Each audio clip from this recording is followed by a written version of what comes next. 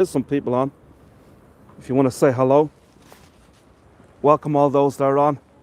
We're here in the great landmarks of Dublin's north inner city. I'm here on Parnell Square, one of the 5 Georgian squares here of Dublin. There's 2 of them on the north side. This one right here, Parnell Square, and also Mountjoy Square. And then on the south side, Catherine, how are you? Good to see you. Hope you're well. If anybody else wants to say hello, if anybody else is on here, please say hello. Looks like it could be just you and me, Catherine, I don't know. A lot of times when I do these YouTube tours, people come on a little bit later. Looks like it could be only you on, because I only see one name on here. How's the sound and everything, Catherine? Can you hear me? Is everything good? Please let me know. I'd much appreciate it. Dan, how are you? Good to see you. So we do have a couple of other people. Let me just put this sound. Should be all the way up. Oh.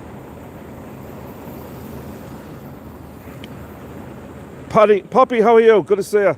It's all good, the sound, yeah? Okay. Okay. Just making sure that everybody can hear. And you're all... The sound is good and the vision's good and everything. Live chat. All good, thank you. Hi Richard, how are you? Richard from Austin, Texas. I've never been to Austin, Texas, but it's supposed to be a beautiful city. And what is that, 9th Street with all the restaurants. Had a friend one time, they used to own a pub there called, what was it? Bull McCabe's, that was the name of it. Don't think it's there anymore though. Hope you're all doing well, folks. Listen, I'll tell you what, so we're 2 or 3 minutes in, so we'll get started. Anybody else that joins us can join us, and we'll hear from them. I hope everybody's good. Happy New Year to everybody. It's my first tour, I believe, first live tour anyway on YouTube of the new year. So Happy New Year to everybody. Hope you're all doing well. Hi Satyam, how are you? Good to see you. So we do have 5, 6 people on, right? That's pretty cool. So what I'm looking at straight ahead of me here, folks, is the Hugh Lane Gallery, also known as the Dublin City Gallery, and it's the municipal gallery of modern art housed here in the old Charmont House. Well, actually, it's still called Charmont House. It was this house was built in 1763, and the gallery was founded by Sir Hugh Lane on the 20th of January 1908. And is the first known gallery of modern art in the world. Now Hugh Lane, he died at the age of 39 on board the Lusitania in 1915 when it was torpedoed and sunk by a German U-boat during the First World War, just off the coast of the old head of Kinsale in County Cork, just 10 miles off the coast. That's where that boat was, a British ocean liner. And it's the reason why the Americans joined the First World War, because there was 128 Americans on board. I think it was something like 83 of them perished during that. But as I say, one of the passengers was a Dublin man, Hugh Lane, who was an avid art collector, a very wealthy man, Sir Hugh Lane. And he had amassed a huge collection of art, and it was all actually housed right here at this present day. Now the gallery, it's noticed for its collection of French art, but today there is actually an exhibition of the works of Andy Warhol. Now normally this is a free gallery to go inside and view, view the modern art by the French Impressionists and what have you. But with this exhibition, any time there's an exhibition, there is a fee. So the Andy Warhol exhibition is €15 if you book it online, and then it's €20 if you pay at the door. So absolutely magnificent library, or a magnificent gallery right here in Dublin City.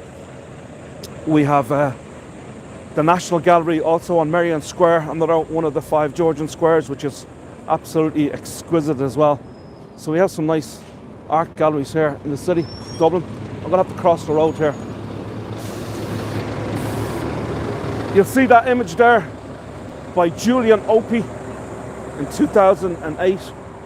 It's Suzanne in leather pants, or in leather, walking on O'Connell Street. So there's a lot of student groups here as well to watch or to view the Andy Warhol exhibition. So we're going to take you around to some of the familiar spots to, well, be familiar to the locals.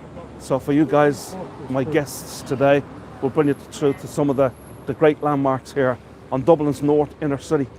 It's not considered to be the fashionable side of Dublin. The south side is more of the fashionable side. This is the Dubliners Writers Museum, or the Irish Writers Centre. The Dublin Writers Museum is closed down. It opened in 1991 but closed in 2022, where everything was moved to the Molly Museum on St Stephen's Green. But the Irish Writers Centre is still here. And right next to it, in the basement, you might see it right here, in the basement, is a world-class restaurant called Chapter 1, obviously named after, so this is Chapter 1, it's a basement. So it's in the basement of the Dublin Writers Museum, and that's where it gets its name, Chapter 1. But it is an award-winning restaurant, opened in 1982, and it's owned by celebrity chef Ross Lewis, and it's been named Ireland's best restaurant on 7 different occasions. It's a 2-star Michelin restaurant as well, 2 stars. Now, it's very, very difficult to even get 1 star, a Michelin star as a restaurant. So to have 2 stars, you know it is absolutely amazing. Considered to be probably the 2nd best restaurant in the whole country. Number 1 being Patrick Guibo at the Merrion Hotel on Dublin's south side on Merrion Street. Here's a look at the menu here at Chapter 1. So it is probably a little bit pricey. I know it's out of my price range anyway.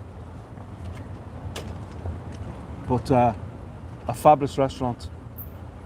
One of the best here in Dublin. Let me see if there's any chat here, because the chat goes on and off. Attic girl, how are you? Good to see you. Welcome here to Dublin's north inner city, as we're on Parnell Square. As I mentioned earlier, one of the 5 Georgian squares of Dublin. 3 of them on the south side of the city, 2 of them on the north side. I want to show you this magnificent Georgian building next. And this is part of it right here, the Castle Tea Rooms. But the Castle Tea Rooms is part of the Castle Hotel. And the Castle Hotel happens to be, let me cross the road there.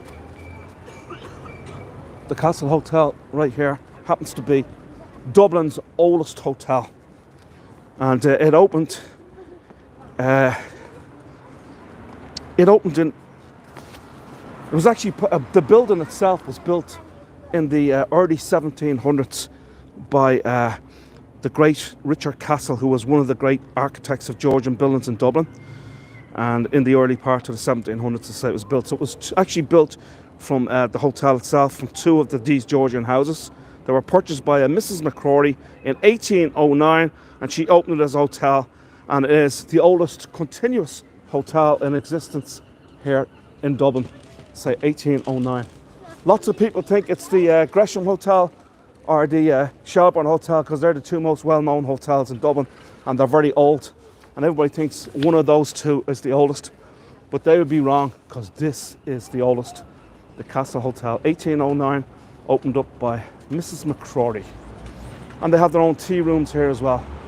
So obviously it started out with just two Georgian houses, but since has expanded a lot more. So all of this, from the Castle Tea Rooms all the way up to where then flags are there, is all part of the Castle Hotel. It's a really nice plush hotel. Now the hotels, lots of hotels in this street, North Denmark Street, lots of hotels in this area, and they're very, very affordable, because most of the hotels, the expensive hotels, are on the south side of the city, off of Grafton Street and those areas, where you'll pay a hefty fee as a guard's accommodation in them hotels. We're here, very, very affordable, less pricey, and it's still a decent enough area of Dublin, and it's still pretty central to everything.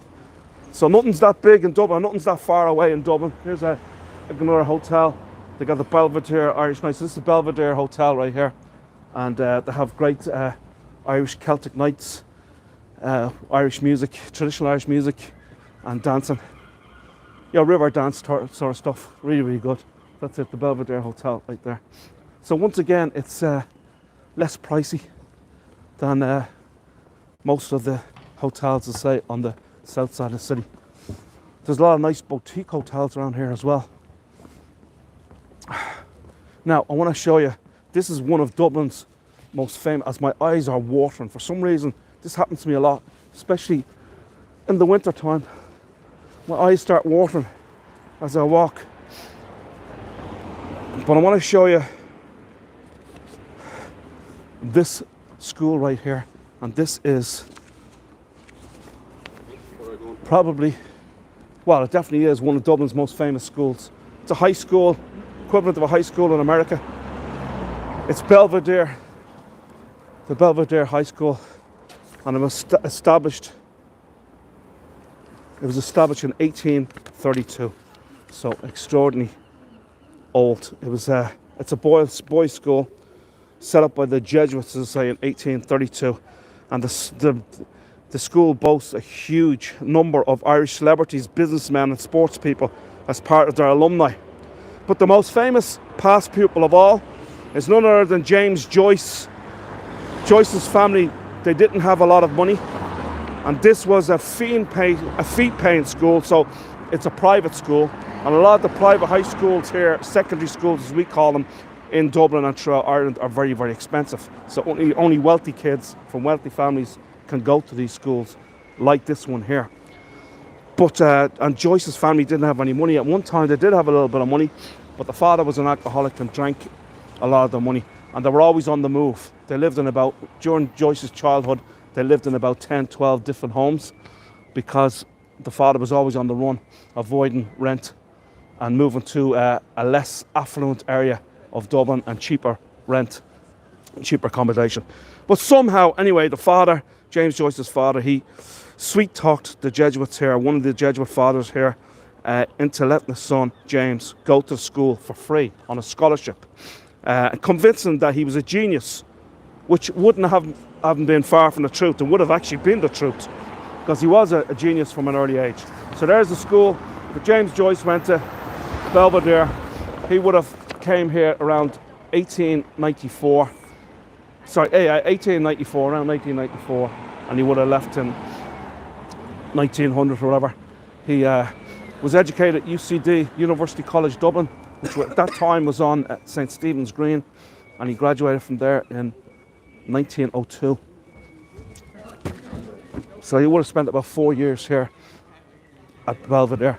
Actually, the James Joyce Museum is down the end of this street. This is North Great Georgia Street, and not at the end, about halfway down, but it's a long street. We're not going to bring you there. You can't go in anyway. So, but James Joyce Museum is right there on that street. Obviously, because it's so close to where he went to school, that's probably why they have the museum so close from here. If you look straight ahead of you,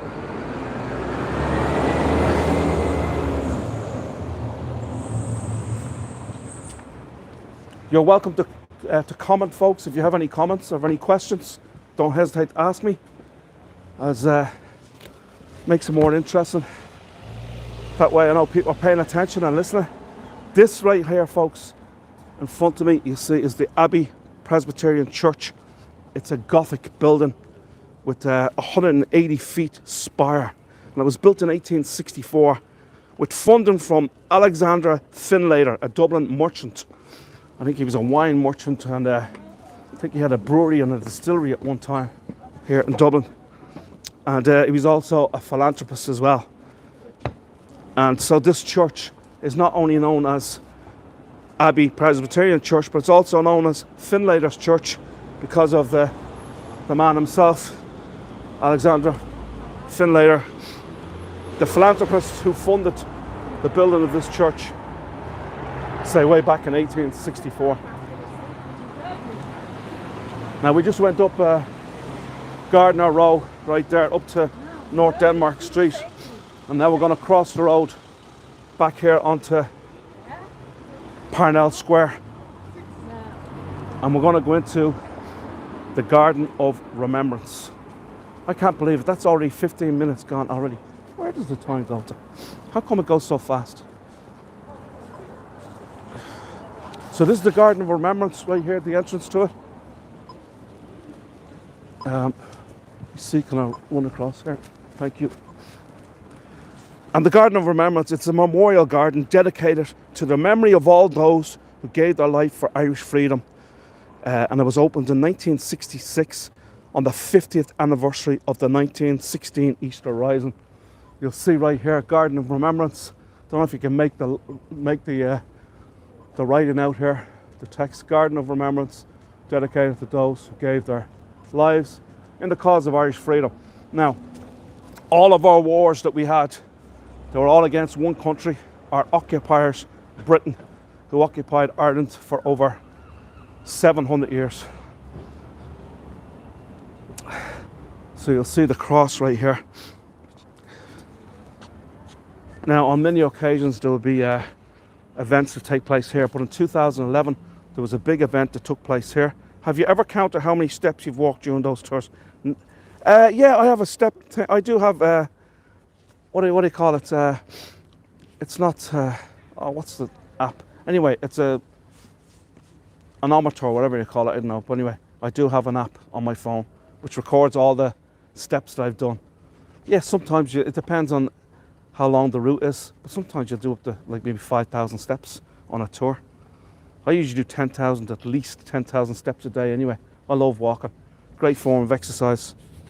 Pedometer, there you go. Thank you, Poppy. I just can't get the words out, you know. So, yeah, it commemorates the freedom fighters from the 1798 rebellion, the 1803 rebellion of Robert Emmet, the 1848 rebellion of Young Ireland, the 1867 rising of the Fenian Brotherhood, the 1916 Easter Rising, and the 1919-21 Irish War of Independence. As you can see, you see the cross right here. But in 2011, there was a special event, and it was for Queen Elizabeth II. It was her first time, believe it or not, ever in Ireland. And she came here and she laid down several wreaths in recognition of all the Irish soldiers, Irish volunteers who lost their lives against her nation of Britain. So I think it was a really nice gesture. She then went on to a state dinner at Dublin Castle, and it was very, very well received. Her attendance here at the Garden of Remembrance and her attendance here in Dublin. As regards, you cannot be responsible for your sins of your father, of your fathers, of your ancestors. It really is a lovely garden, this Garden of Remembrance. And up at the top here, did the Queen visit Ireland again after? No, she didn't, Attica, just that one time. First time ever here and our last time. But she was here for several days. She went around a lot of different parts of the country. She's a big horsewoman, so she went to the National Stud in Kildare. I've done tours at the National Stud. You may have been on one of those, the National Stud and the Japanese Gardens right there in County Kildare. So have a look at this monument right here, folks. Anybody who's been on this tour before will know about this monument. And this is the monument. It's known as, or it's based on Irish mythology, Irish folklore, if you like. The Children of Lear. It's by Oisin Kelly. And just let me show you this here in a minute. I'm going to tell you the story. So anybody want to hear a story, folks, let me know if you want to hear a story. I'm not going to tell it unless you tell me you want to hear one. Why is the cross lying down versus standing up? Any reason? That's a good question.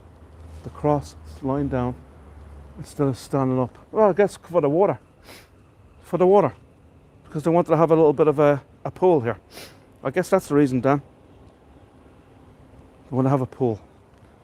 Now, you can't swim in that pool, but it is a pool. So this is the Children of Lear. So here's the folklore story of the Children of Lear.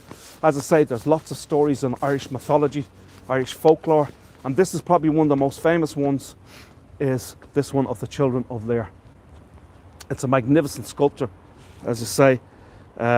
Now, Lear, the children of Lear means sea in the old Irish language, sea, Lear. And Lear was a sea god in Irish mythology. Now, Lear had his beautiful wife Eve, and they had 4 children, 3 sons and a daughter. 2 of the boys were twins, but unfortunately, poor Eve, she was a beautiful lady, she died giving birth to the twins, causing great grief to Lear. Now, Lear needed a new mother for his children as they were very, very young, so he married Eve's sister, Aoife. But after a short while, Aoife became very, very jealous of the affection that Lear had for his children, and she felt she had lost his love. And Aoife had special powers, and she cast a spell on the children and transformed them into 4 white swans. The spell was to last for 900 years. When Lear heard about this, he was absolutely devastated, and he banished Aoife, because he also had special powers, and he banished Aoife and transformed her into a demon bird, and she flew away. Lear would visit his children in the lake every day, and they would sing beautiful songs to him. 900 years later, St. Patrick came to Ireland, and one day the holy man rang a bell calling on his congregation, and the curse of the spell was lifted as the sound of the bells liberated the children from their spell, and they were transformed back to human form just for a few minutes, and went through the aging process and died. So there is the story of the children of Lear. Now, most of the Irish folklore stories, most Irish stories, and most Irish history is sad, obviously including that one too. They don't have any happy Irish stories, very few in Irish mythology or Irish folklore, unfortunately. Unless you talk about leprechauns, maybe. Although some of them were bad as well. So there you go. I hope you enjoyed that story, folks. The children of Lear, one of the great Irish stories of mythology. Oh, righty then. We're going to move on.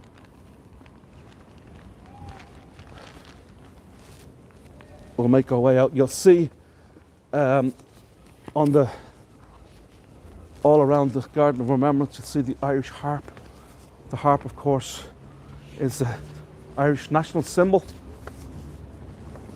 We're the only country in the world that has a musical instrument as our national emblem or symbol, the harp. So there you go. There's the harp. Named after Brian Boru. Brian Boru's harp. Brian Boru was the High King of Ireland in 1002 to 1014, and it's based on him. Now, this garden was actually, the architect of this garden was Daithí Hanley. As I say, it was established in 1966 to commemorate the 1916 Easter Rising. We'll actually talk to you about the 1916 Easter Rising in just a little bit. Here's a Garda car right here. Unfortunately, there was a terrible instance, a terrible stabbing that happened here just about 2 months ago. Some children in a kindergarten school, an infant school. We call them, well, you call them elementary schools in the US. We call them primary schools here, and the school was right around here. And this man stabbed some of the children and the teachers. It was a horrific event, and it sparked a huge riot, if you like, where they burnt down shops, set police cars on fire, and the Lewis, the train, also was set on fire. Anyway, we don't want to talk about that. It was a horrific event. It was a one-off thing. It doesn't usually happen. But it did happen right here on Parnell Square, just across the road from me. Lovely big bus. Yeah, we got lots of big buses. This is a big bus, big red bus they used to call them. So this would be a hop on, hop off, where you can check out Dublin. We'll stop at loads and loads of different locations. There's lots of great little boutique hotels around here. You got the Hotel St. George there. You have the Charles Stewart, named after Charles Stewart Parnell, who this street, Parnell Square, is named after. I'll talk to you about him in a little bit as well. And Parnell Street, Parnell Square, named after the great political leader Parnell. Charles Stuart Parnell. Another great hotel over here is Cassidy's. We're coming up to. Now we're going to have a few stories on this tour. Hope you guys like stories, because I got another one coming up in just a minute. Give me a thumbs up sign if you're excited about hearing a story. Are you excited, folks? Let me know if you're excited. Get excited. That's my saying. Get excited.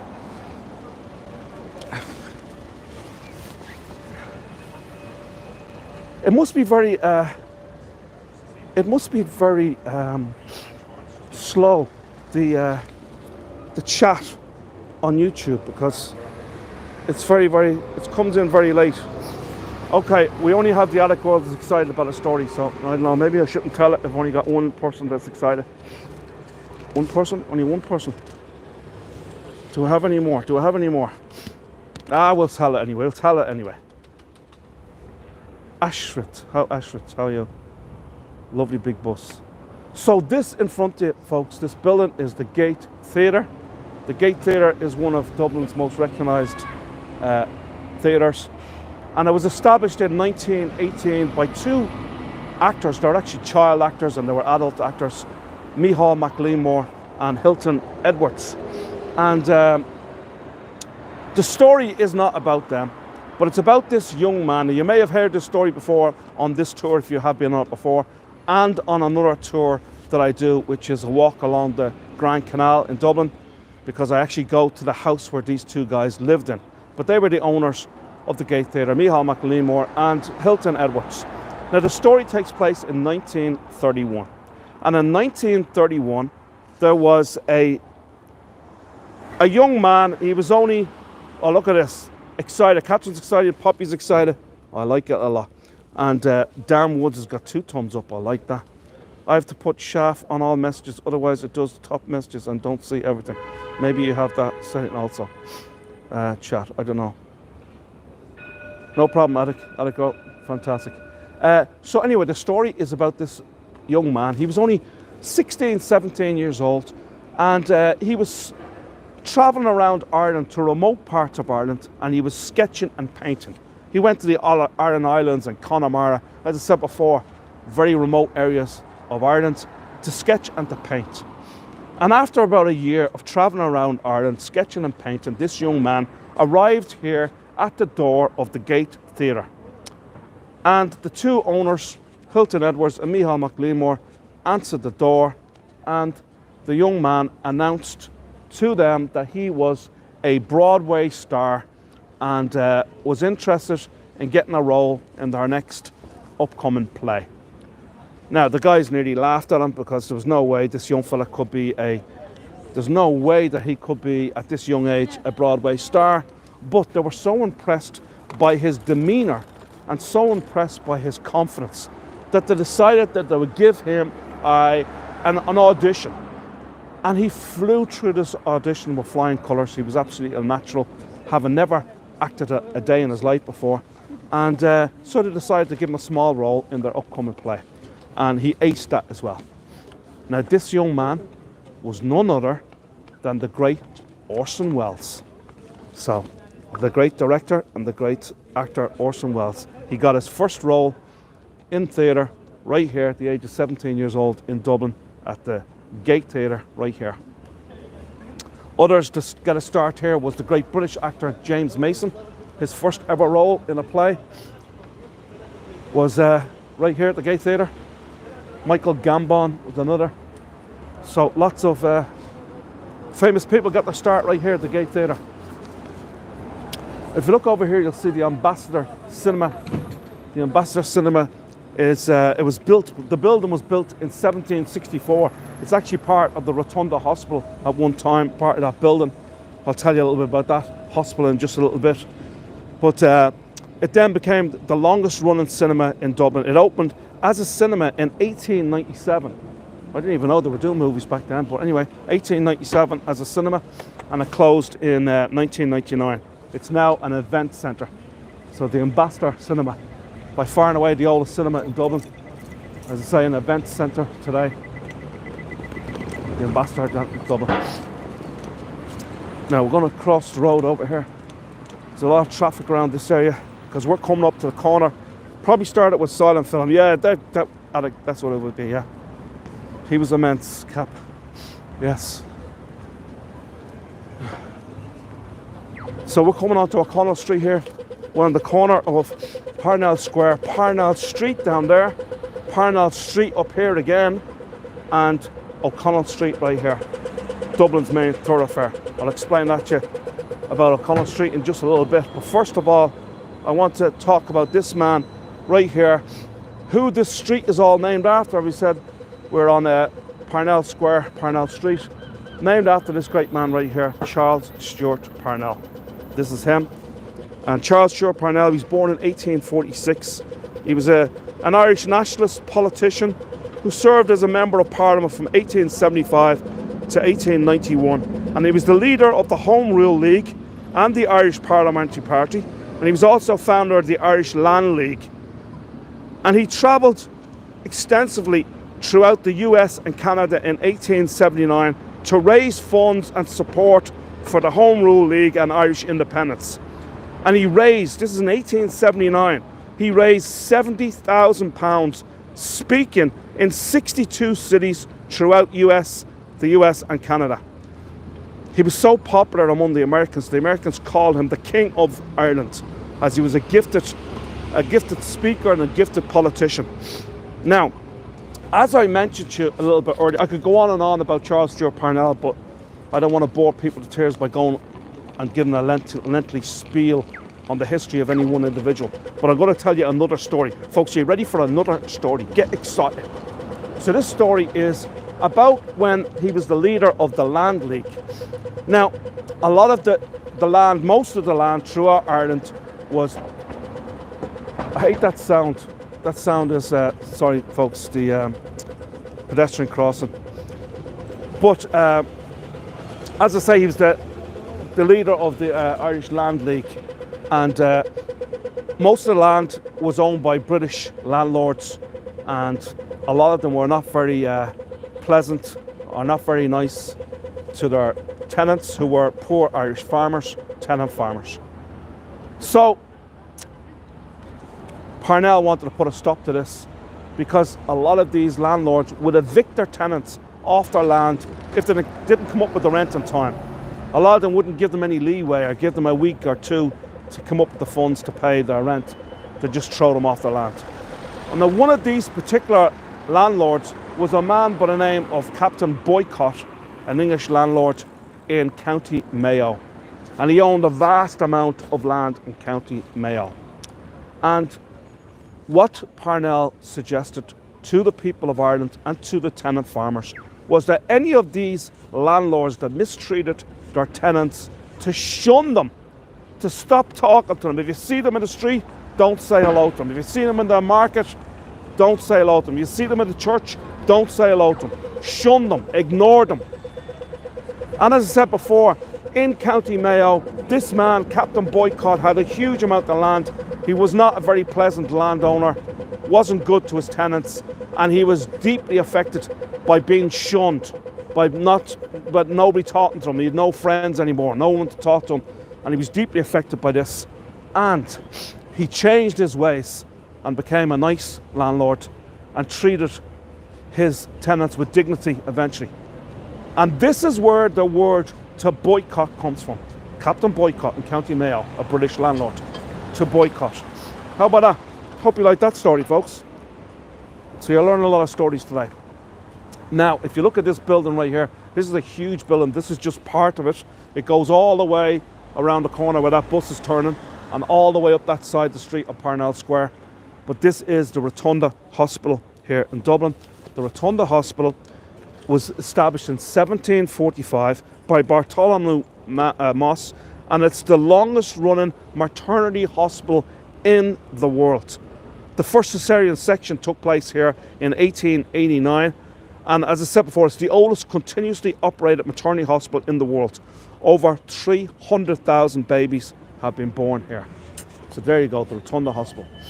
Very, very famous maternity hospital in Dublin. There's lots of maternity hospitals in Dublin. but there's none more famous than that one right there. Everybody talks about the Rotunda, and a lot of famous people were born in the Rotunda, and there's lots of people that wish they were born in the Rotunda. It's that famous. Now, we are now on O'Connell Street, named after the great Irish patriot, known as the Catholic emancipator, the liberator, Daniel O'Connell, formerly known as Sackville Street, but I say named after Daniel O'Connell, who was a great leader and a great orator, if you like, as well, and did a lot for the Irish people. He's one of the two most famous people in Irish history, probably him along with Michael Collins. This is also one of the widest streets in Europe. At one time, I used to say this was the widest street in Europe because I thought it was, because that's where I read somewhere. You always got to be careful about what you read, because there is a lot of misinformation when you're reading books and so forth. Some of it is not true, and what I was reading was not true. It is not the widest street in Dublin, which I said on many occasions before. It is one of the largest, the widest streets in Dublin. Now, we just finished a story and we're on to another. Cap says, great story, thank you very much. I didn't know that, pretty neat, the attic girl. So we got another story for you, and here, this is one of the two most celebrated hotels in Dublin. You got the Gresham Hotel right here on the north side of Dublin, and on the south side you got the Shelbourne Hotel. Now, for most people, they thought that one of these two hotels was the oldest hotel in Dublin, but as I said, I just showed you the oldest one, which was the Castle Hotel from 1809. So this dates back to 1818, the Gresham Hotel, and there's a great story behind this hotel. So there was an infant, a baby, I think it was a day-old baby, that was left on the steps of the Exchange building, the Royal Exchange building in London. And the owner of the London Exchange building, or the leader of the London Exchange building at that time, was a man by the name of Thomas Gresham. And he was coming into work that morning, and he sees the baby on the footsteps at the door of the Gresham, at the London Exchange building. And he took this baby in, named him after himself, Thomas Gresham. And as I say, he came here to Dublin around 1812, something around that time. And he had built a lot of buildings throughout the city, but he also built two very, very famous hotels, one being here, the Gresham Hotel, named after him, Thomas Gresham. As I say, that same baby left on the steps or the door of the London Exchange building came here to Dublin, became a very, very famous person around the streets of Dublin in the early 1800s, owning lots of buildings. He also owned the Royal Marine Hotel in Dún Laoghaire as well. Now, this is a fantastic hotel. It's absolutely brilliant, the Gresham Hotel. As I say, one of the two most famous hotels in Dublin, the other one being the Shelbourne Hotel, and it dates back to 1818. The Shelbourne Hotel, believe it or not, is celebrating its 200-year anniversary this year. It dates back to 1884, which is probably a little more luxurious than the Gresham, but the Gresham, as I say, has lots of history to it.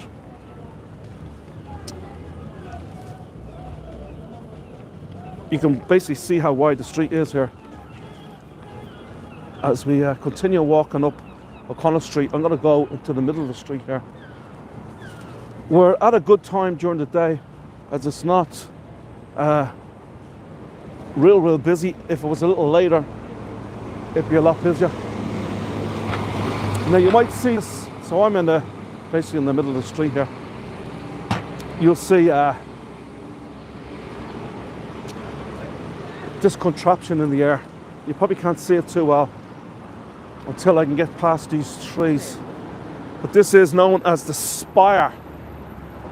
The spire. Have a look at it. It's a needle in the sky and a very famous landmark on Dublin City. It actually replaced Nelson's Pillar, which the IRA blew up in 1964. And but the spire right here, it's 120 meters high, 390 feet, if you like, in the air. Now, made of stainless steel.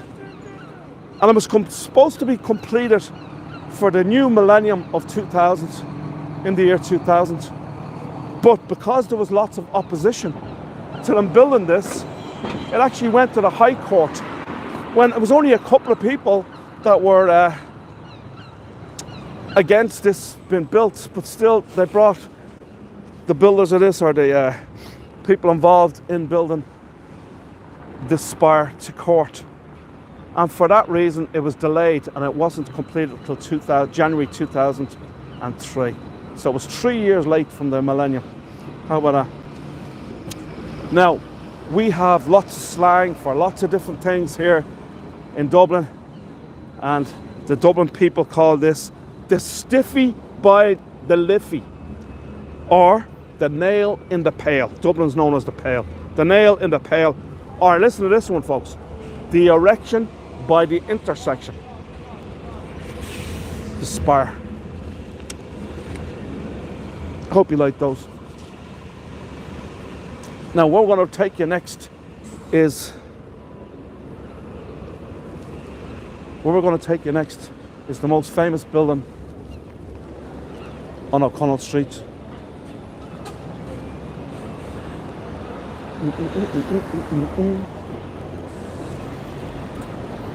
Can anybody tell me what it is? What's the name of this next building is?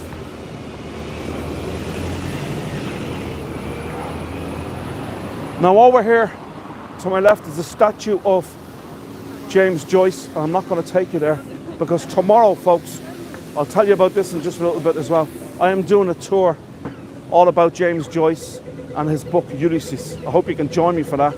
Starting at 2:30 tomorrow. I'll be starting right here at that statue of James Joyce. I hope you can join me for it. It'll be a lot of fun. We're going to visit all the places that that Leopold Bloom visited on the 16th of June 1904 from the book Ulysses.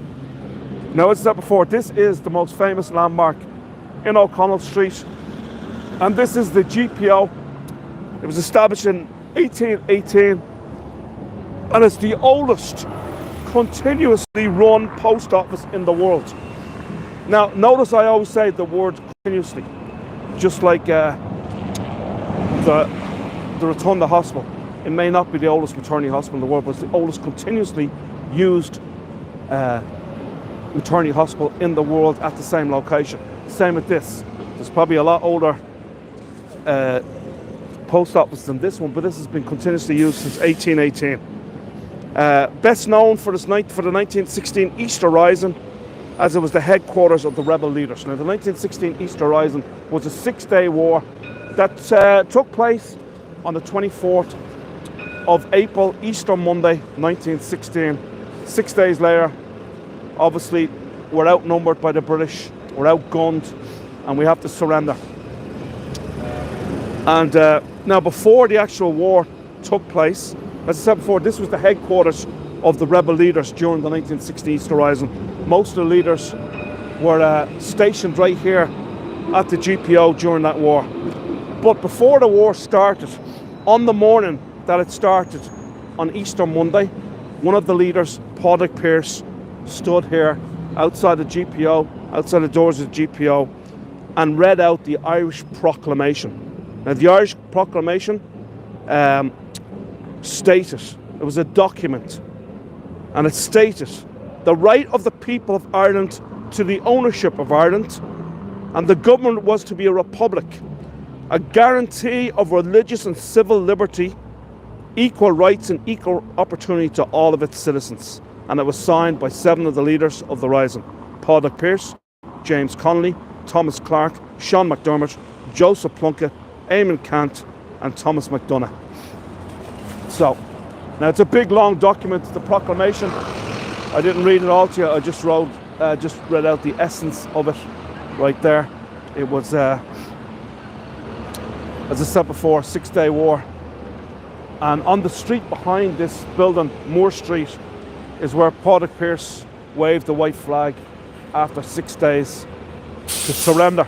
And all of the leaders of the 1916 Easter Rising, they were executed, except for one of the leaders. I say this in a lot of different tours that I do around Dublin that you might have seen virtually.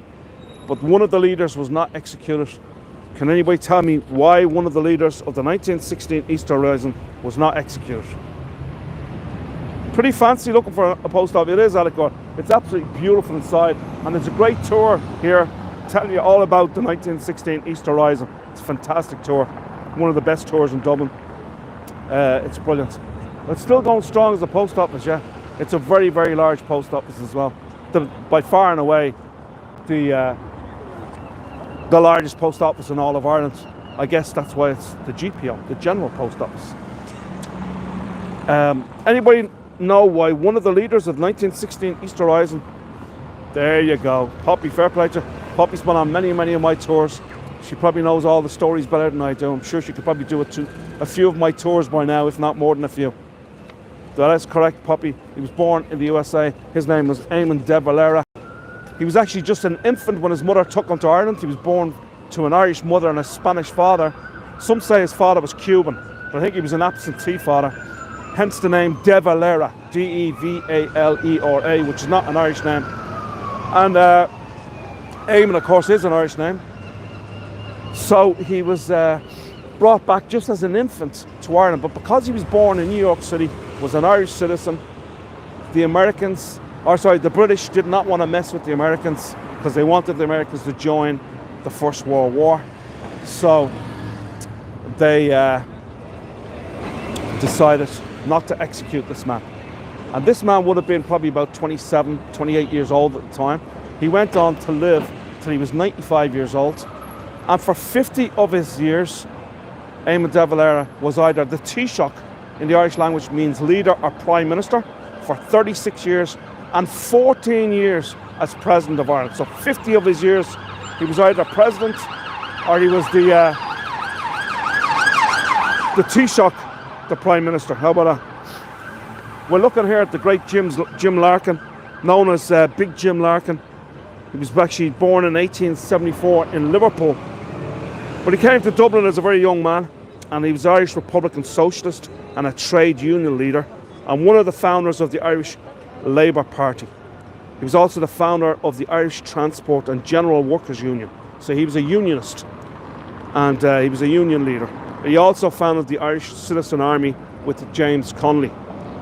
And he led the 1913 strike known as the Dublin Lockout. The 1913 lockout is the most well-known strike in Irish history, where all of these businesses around here, around Dublin, all these manufacturing companies and other such businesses, the workers all went on strike because they were all part of the General Workers Union, the Irish General Workers Union, Irish Transport and General Workers Union. So it basically shut down the city for months and months. But the owners of these companies, they didn't budge, and unfortunately for the workers, they weren't paid. And due to having no money, starvation, they had to get back to work. But it just paved the way for other strikes that were more successful, and where the workers got their rights, their civil rights, economic rights, if you like. It's a very famous hotel down there, the Winds Hotel, right here on Abbey Street. And just up here, we'll make our way to O'Connell Bridge, which I talk about many times on other tours. I'm doing a walk along the River Liffey. It's another tour that I do, a walk along the River Liffey. And we talk about Daniel O'Connell Bridge. The bridge up here is the width is longer than its length, so it's 50 metres in width, 45 metres in length, which is quite extraordinary. You see the back of Daniel O'Connell right there with a seagull on his head. As I say, a great political leader, one of the great Irish patriots, known as the Catholic Emancipator, the Irish Liberator. It really is an impressive statue.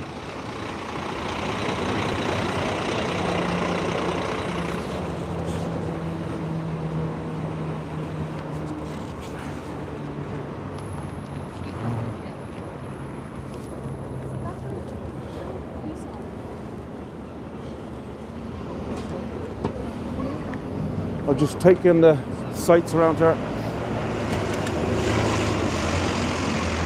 We go in the middle of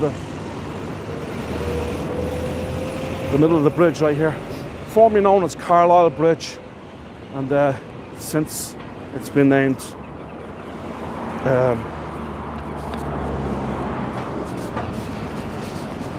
O'Connell Bridge after the great Daniel O'Connell. So O'Connell Bridge and O'Connell Street, obviously both named after the great Daniel O'Connell.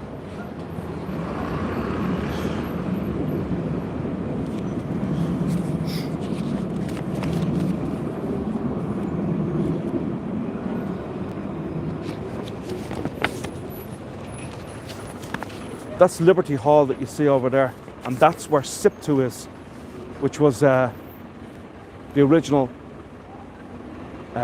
union which James Larkin set up, the Irish Transport and General Workers Union. It's now called SIP2. In that building, Liberty Hall, amazingly, at one time, that was the tallest building in Dublin. Not that long ago either. Quite amazing.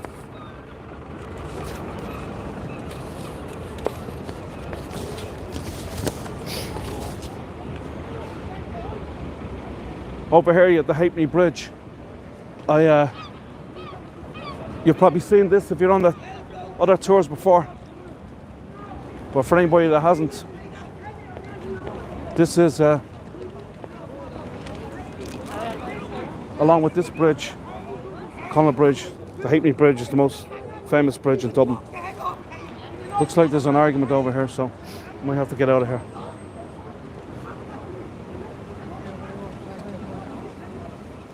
So folks, that's about all I got for you for the tour today of Dublin's North Inner City.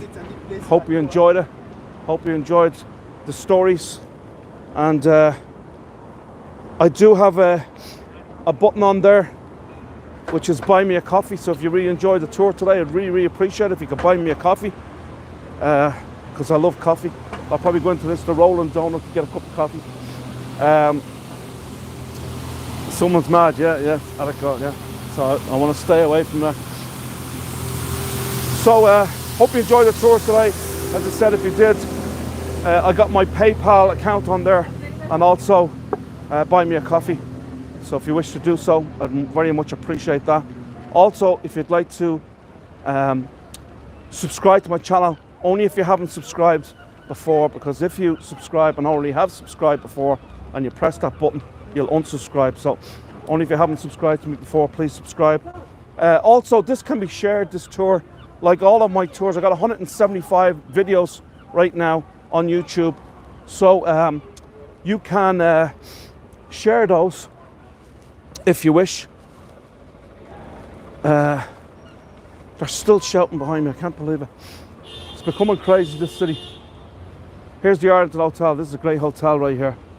It's also got Legend Nights in here, which is Irish traditional music. Celtic Nights it's called, sorry. Celtic Nights.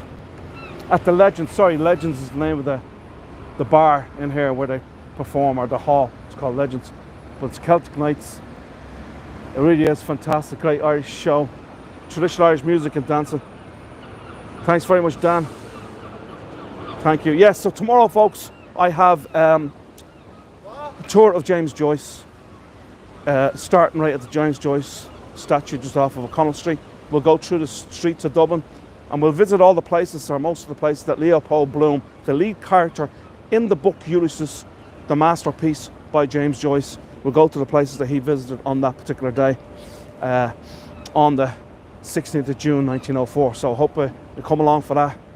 Hope you enjoyed the tour today.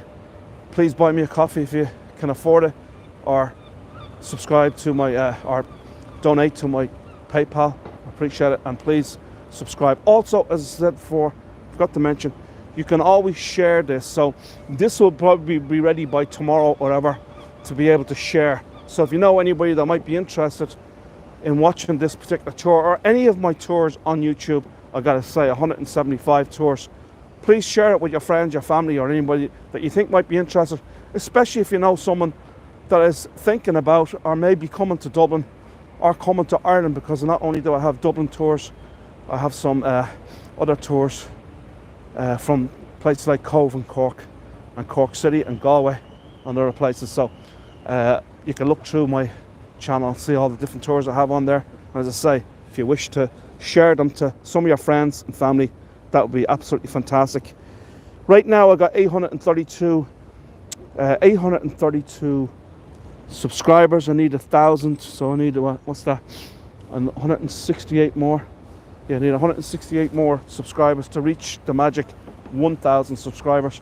The only way that's going to happen is for people that have already subscribed to share to friends and family that can watch some of the tours and then subscribe to my channel. So if you are sharing this, please ask your friends or family, whoever you're sending it to, if they could please subscribe to my channel as well. Now, they'll only accept people that will subscribe to a channel on YouTube if they have actually watched a tour. You can't just go in and subscribe and that's it. You have to actually watch a tour, or watch maybe 10-15 minutes of a tour. So folks, that's all I got for you as we're here at the Halfpenny Bridge, probably the most famous bridge in all of Dublin. There's a story behind this, I'll tell you on another time. And also, sorry, I forgot to mention, this Sunday I'm gonna post probably tours for all next week as well. Haven't posted them all yet. I'm not busy with my walking tours. January is the slowest month of the whole year. Not busy at all. I think I have 4 or 5 walking tours booked. I got loads of them booked for the summertime and for the spring, but nothing for the winter. So I'm available to do a lot of virtual live stream tours. So I think I'll do a whole bunch of them next week as well. But this coming Sunday, I'll be back at Darky Kelly's. So we'll be listening to the Irish Celts, a great traditional folk and ballad, traditional Irish music band. They're absolutely fabulous. I've done it many times on Hago and also on my YouTube channel as well. So I'll be there at 10 past 7 Irish time. So that's PM. So that would be 10 after 2 North American East Coast time. So watch out for that, folks, and we'll see you hopefully either tomorrow or we'll see you Sunday. And as I say, I'm probably going to sit down and have a look at some of my old tours and go do them next week. Thanks very much, folks. That's all I got for you. Have a great day, be safe, and we'll see you very soon. Thanks very much for coming on, folks, and all those that have left a contribution. It's very much appreciated. Thank you, folks. Have a great day. Bye.